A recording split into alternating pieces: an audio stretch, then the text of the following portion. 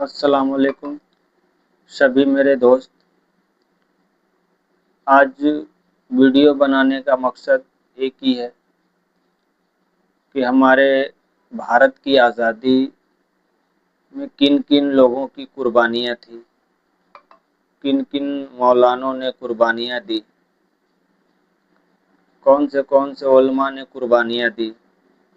आज का टॉपिक यही है, जो कि आज के टॉपिक में मैं आपको बताऊंगा कि किसका योगदान कैसे रहा आंदोलन में, भारत की आज़ादी के लिए। सबसे पहला नाम मैं आपको बताने जा रहा हूँ, मौलाना अबुल कलाम आज़ाद। मौलाना अबुल कलाम आज़ाद भारत के स्वतंत्रता आंदोलन के प्रमुख नेताओं में से उनका योगदान कई स्तरों पर रहा। सहयोग आंदोलन 1920-22 में उन्होंने सक्रिय भूमिका निभाई और ब्रिटेन शासन के खिलाफ आंदोलन किया। उन्होंने अल हिलाल और अब बलाल जैसे खबरों के माध्यम से अंग्रेजों के शासन के विरुद्ध लोगों को जागरूक किया। वो भारत के राष्ट्रीय कांग्रेस के प्रमुख नेताओं में से रहे। हालांकि 1923 में कांग्रेस के सबसे कम उम्र के अध्यक्ष बने।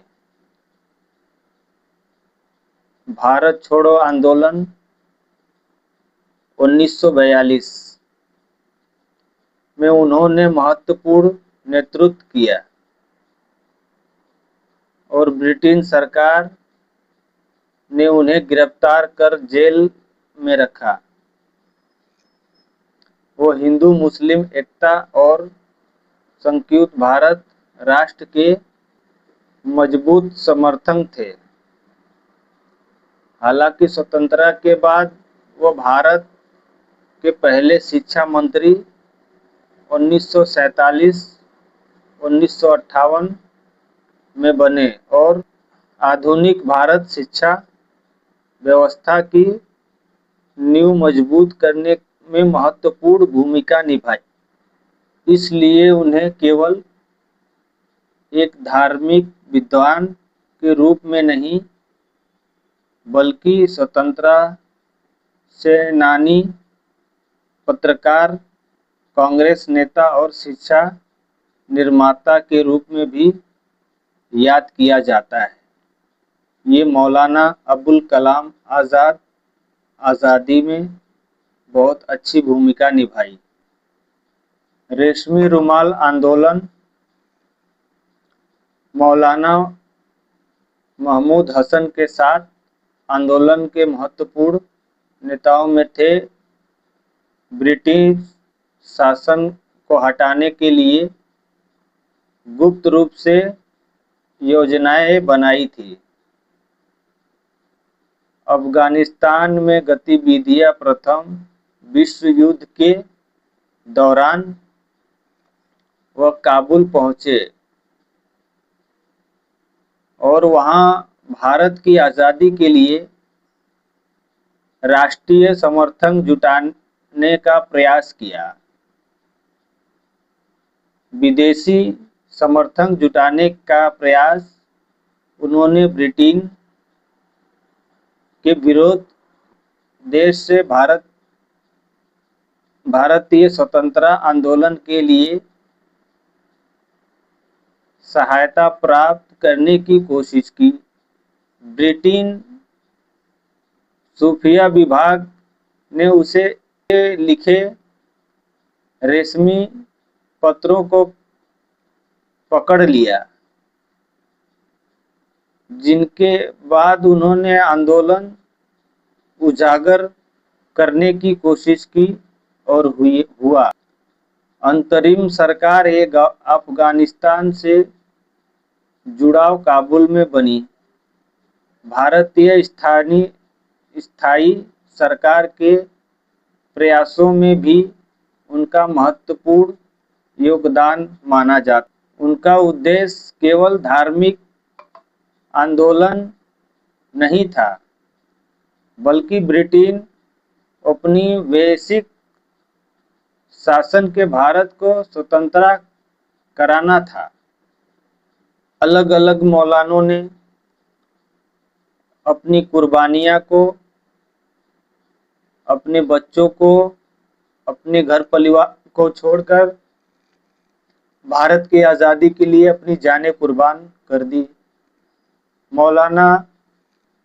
मौलाना बरकतुल्लाह भोपाली 1854-1927 भारत के स्वतंत्रता आंदोलन के शुरुआती दौर के मुख्य क्रांतिकारी, राष्ट्रवादी और विदेशों में ब्रिटिश शासन के खिलाफ अभियान चलाने वाले नेताओं में गदर आंदोलन से जुड़े व विदेश में भारतीय स्वतंत्रता के लिए सक्रिय रहे और गदर आंदोलन के नेताओं के साथ काम किया। काबुल की स्थानीय सरकार 1915 में काबुल में बनी आज़ाद हिंद स्थायी सरकार में भी वह प्रधानमंत्री बने। राजा महेंद्र प्रताप इनके राष्ट्रपति थे।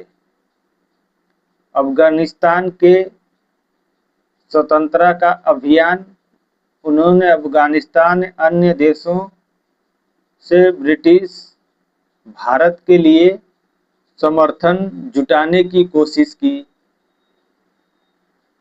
विदेशों में प्रचार अमेरिका, जापान और अन्य देशों में रहकर भारतीयों को स्वतंत्रता आंदोलन के लिए संगठित किया और ब्रिटिश शासन की नीतियों का विरोध किया। हिंदू मुस्लिम एकता का उनका स्वतंत्रता आंदोलन धार्मिक एकता और साझा भारतीय राष्ट्र पर आधारित था। हालांकि इसलिए उन्हें भारत की आज़ादी के उन नेताओं में गिना जाता है जिन्होंने भारत से बाहर रहकर ब्रिटिश साम्राज्य के खिलाफ अंतर्राष्ट्रीय स्तर पर स्वतंत्रता की लड़ाई को आगे बढ़ाया योगदान रहा। एक महत्वपूर्ण नेता जो कि शौकत अली, आज़ादी के आंदोलन में उनका योगदान, खिलाफ आंदोलन के प्रमुख नेता।